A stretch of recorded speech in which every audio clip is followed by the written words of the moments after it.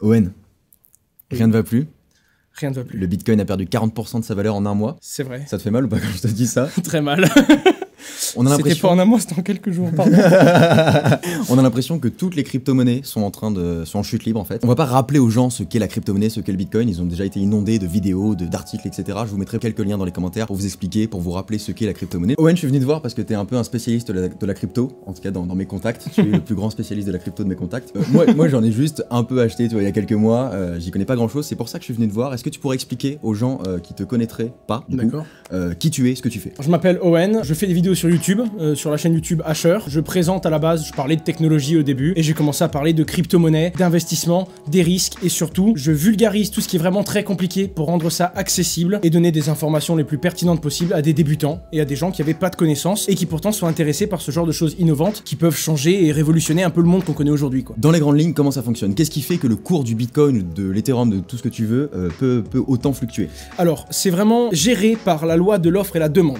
S'il y a que toi qui vends des bitcoins et que moi qui l'achète, si moi je l'achète à 1000 € et toi tu le vends à 2000, le prix du bitcoin c'est environ 1500 €. Parce qu'on est que deux, offre-demande, et c'est la moitié du prix que toi tu le vends et que moi j'achète. Donc en fait, c'est vraiment réglé par tous les gens de la planète qui vont acheter et tous les gens de la planète qui vont vendre. Si aujourd'hui il vaut 8000 €, c'est car actuellement il y a des gens qui acceptent ils veulent pas le vendre moins cher, pour eux le prix il est à 8000, et il y a des gens qui acceptent de l'acheter à 8000. Voilà comment évolue le prix. Et du coup, quand il y a plein de gens qui d'un coup le vendent et pas grand monde qui l'achète, le prix baisse, et quand il y a plein de gens qui en veulent, mais très peu de gens qui veulent en vendre, le prix monte. On a vu le Bitcoin grimper à, je sais pas, 16 000, 17 000 peut-être. C'est ça. Euros. En ce moment, il est à moins de 10 000 € au moment où on fait cette vidéo. Qu'est-ce qui se passe en ce moment? Il y a toujours déjà, premièrement, quand il y a des très grosses hausses, il doit y avoir des corrections après. Ça permet aux gens de se replacer, ça permet aux gens qui avaient investi que pour faire des bénéfices. Il y en a plein qui s'estiment satisfaits et qui se disent bon ben voilà, j'ai déjà pris suffisamment de bénéfices, je vends. Et le problème, c'est que le Bitcoin représente un petit peu toutes les autres monnaies encore. Maintenant, à cause de ce qu'on appelle un problème de paire. C'est-à-dire que le Bitcoin, tu peux l'échanger contre de l'euro ou contre du dollar. Alors que tu ne peux pas échanger une toute petite monnaie contre du dollar. Cette paire n'existe pas. On appelle ça une paire car c'est un moyen d'échanger. Le Bitcoin reste la référence car la plupart des monnaies qu'on connaît, des crypto-monnaies, s'échangent contre du Bitcoin. Et donc quand le Bitcoin va mal, toutes les monnaies vont mal. Et pourquoi le Bitcoin va mal en ce moment? Premièrement, parce qu'il est monté très très haut, très très vite, et il y a des gens qui maintenant se retirent, comme tout. Alors est-ce que ça va descendre plus bas ou est-ce que ça va monter? Ça, c'est des questions qui sont plus complexes. Mais du coup, c'est vraiment, je pense, le marché qui se doit de se réguler. Le Bitcoin était à 500 € il y a quelques mois, un peu moins d'un an. Aujourd'hui, il a touché les 17 000 €. C'est normal qu'il ait une correction très grosse et même peut-être plus basse que celle qu'on connaît aujourd'hui. C'est un phénomène naturel et même sain si on veut que la technologie se développe et que cette monnaie perdure dans des années et des années, quoi. J'ai acheté quelques fragments de Bitcoin. Je peux acheter des Bitcoins, j'ai acheté quelques fragments de Bitcoin il y a quelques mois. Et en fait, j'en ai parlé à beaucoup de gens dans mon entourage, même sur les réseaux sociaux, et j'ai remarqué un truc assez amusant ou non d'ailleurs. Quand on parle aux gens, souvent ils aiment bien te dire, ceux qui n'ont pas investi aiment bien te dire, mais c'est une bulle, ça va s'écrouler, et avoir envie que ça s'écroule. Alors d'un côté oui, parce que quand on n'a pas investi dedans et qu'on voit des gens qui font de l'argent, on a envie que ça s'écroule, c'est sûr. C'est toujours très facile de dire, ah vous voyez, je vous l'avais dit, ça a baissé. Mais en attendant, là, le Bitcoin était à peu près 16-17 000 €. Il est redescendu aujourd'hui, il est à 8 500. Il pourrait être demain à 2 000 €. Il est quand même 4 fois au-dessus de la valeur qu'il avait il y a un an. Donc on parle d'un truc qui, même s'il s'effondre, qu'il est divisé, qu'il est redivisé par deux et qu'il est redivisé par deux, il sera supérieur qu'au prix qu'on l'a connu. Donc oui, après tout dépend de la façon dont on voit une bulle, tout dépend de ce qu'on entend. Généralement, les gens, quand ils pensent que c'est une bulle, c'est un truc qui va disparaître du jour au lendemain. Non, le Bitcoin, il va pas disparaître comme ça, ou alors il peut être remplacé par une autre monnaie, mais la technologie et la façon dont ces monnaies-là s'échangent ont de l'avenir, et quoi qu'il arrive, il y aura des reprises de valeur et d'autres projets qui vont exploser. Ça, c'est sûr. Faut comprendre qu'une bulle, c'est rempli d'air, et c'est pas le cas de la crypto-monnaie. Voilà. Moi, ça me fait pas beaucoup rire, ça me rend assez triste souvent de voir des gens souhaiter que le Bitcoin s'écroule, que la crypto-monnaie ne fonctionne pas, parce que je vois pas trop ça comme un pari sportif, en fait. Je vois ça comme, j'ai investi dans le Bitcoin,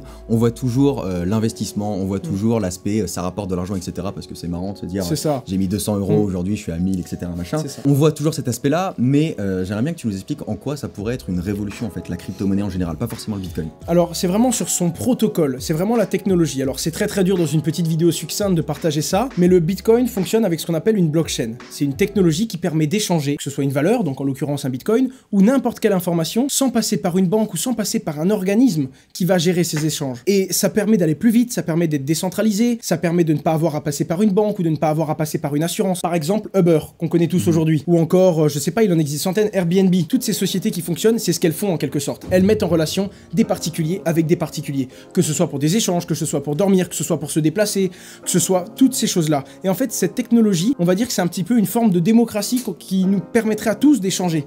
C'est-à-dire que le jour où je voudrais t'échanger des fonds, je pourrais le faire de façon sécurisée, informatisée, sans passer par une banque et sans que tu aies aucune peur, parce que c'est quelque chose de sécurisé. C'est vraiment une technologie qui va nous permettre de mieux communiquer, de mieux échanger, d'aller plus vite et de payer moins, en quelque sorte. C'est un peu triste de pas souhaiter ça. C'est un peu triste de pas souhaiter ça. D'un autre côté, il y a des gens qui vont avoir des arguments. C'est vrai qu'il y a des... Les banques aujourd'hui fonctionnent comme ça. Elles sont juste là pour sécuriser ce qui passe. Il y a des emplois dans les banques. On peut toujours trouver des arguments à gauche, des arguments à droite, dire du bien, dire du mal. C'est trop facile. Le seul truc, c'est que même si ça doit être régulé, même si les banques pourraient l'adopter elles-mêmes et simplement rendre ça plus sécurisé pour les gens, il y aura toujours du pour, il y aura toujours du contre. Il faut se faire son avis là-dessus et surtout ne pas avoir peur du changement, en fait. J'aime bien cette phrase. J'aime bien aussi. Je l'aime beaucoup cette phrase.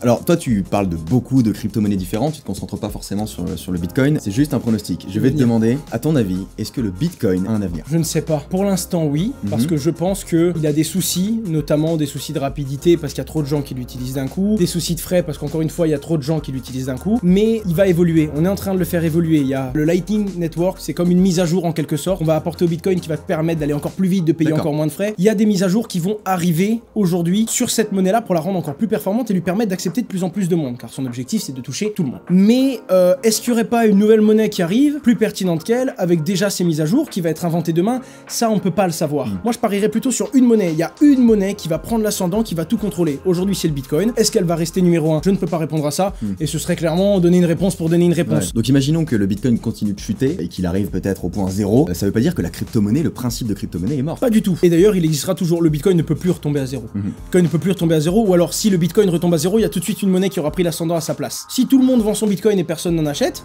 bah il va chuter alors qu'il n'y a pas de raison derrière. La technologie est toujours bonne, c'est toujours une révolution, il y a toujours des commerçants qui l'acceptent. Ça va juste enlever laisser les puristes et repermettre encore une fois au Bitcoin de respirer, de reprendre son temps, de reprendre de la valeur et de se projeter. Je vous invite non pas à acheter de la crypto-monnaie, vous faites exactement ce que vous voulez de votre argent, mais je vous invite au moins à vous renseigner sur la crypto-monnaie parce qu'il y a plein de choses à apprendre, hein, mais vous verrez dans les liens qui sont dans la description. Par exemple avec la chaîne d'Owen, hein, au hasard, il y aura le lien dans la description, t'as parlé de plein de choses, tu expliques quand il y a une chute, pourquoi il y a une chute, comment ça se passe, comment fonctionne la crypto-monnaie, comment fonctionne la blockchain, voilà, il y a beaucoup d'éléments. Le but c'est juste de mettre la lumière sur certains points d'ombre et de ne pas laisser les premières pensées et les idées reçues qu'on peut voir dans les médias qui parlent souvent de quelque chose qu'ils n'ont pas compris. C'est vraiment l'objectif sur cette technologie en tout cas. Il faut comprendre qu'on est face à très certainement une révolution économique. Si vous n'investissez pas dedans, si vous n'en achetez pas, au moins comprenez-la. C'est ça. Si vous souhaitez en acheter, je vous mets le lien Coinbase dans la description. Voilà, c'est pas, on est d'accord, c'est pas la plateforme de trading.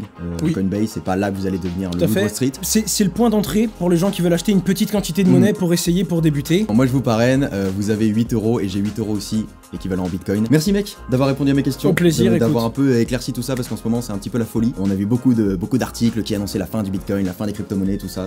C'est vrai, non, faut juste pas se fier à tout ce qu'on entend, d'accord? Va y avoir des gros mouvements, c'est quelque chose qui est dirigé par le peuple en gros, qui est dirigé par tout le monde, et donc peut y avoir des très gros changements du jour au lendemain, et tout ce qu'on peut dire à 1 minute, d'ailleurs on va le dire pour cette vidéo, peut être faux 1 minute après, donc il faut vraiment toujours remettre ça dans le contexte et dans l'heure de publication du contenu ou de l'article que vous avez lu, c'est le plus important. Et merci à toi d'être venu jusqu'ici, justement, pour qu'on puisse répondre à ces questions et me permettre de découvrir ta communauté.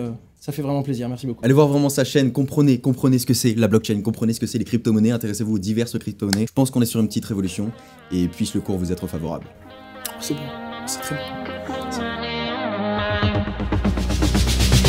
I'm so good.